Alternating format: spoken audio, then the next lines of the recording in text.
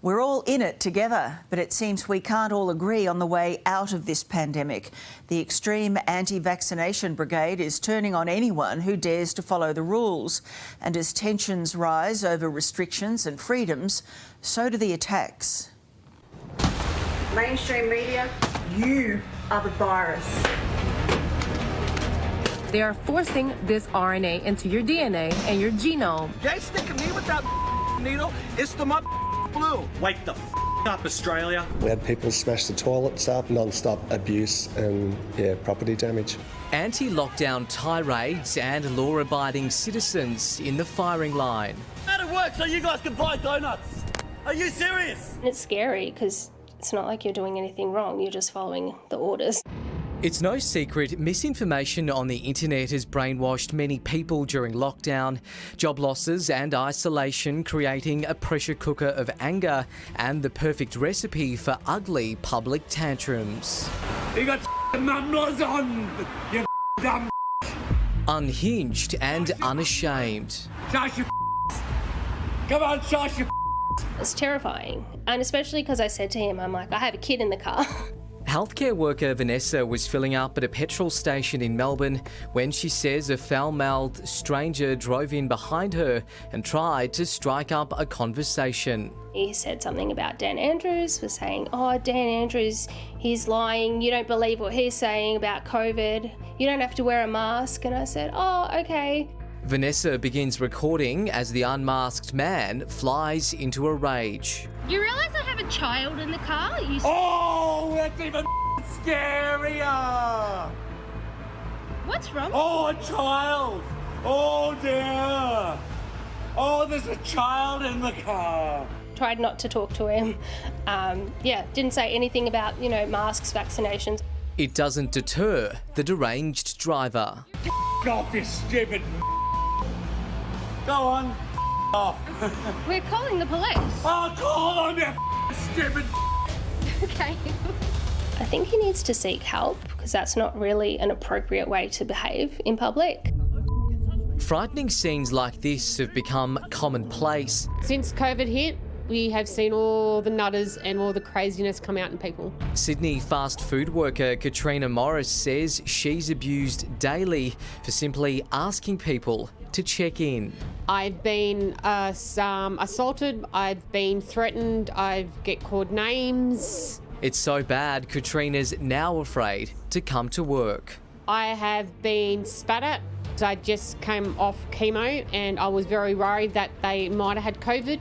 I didn't want to come home and get myself sick and also my young son. Especially with the anti-vax community, it's like it's become a cult now. Stuck at home, fitness professional Katerina set up a TikTok account. It was all a bit of fun until she uploaded this video of her getting the jab. I want to travel again. Out came the anti-vax brigade. It's going to blow my head off and that I'm an ugly hag and my TikTok says I can't dance anyway. Fake accounts have been created in Katerina's name, her face imposed on a witch. They've put a lot of effort into it actually, good on them, because I wouldn't have that kind of time. She's also been bombarded with vile messages and was sent this image of a gun.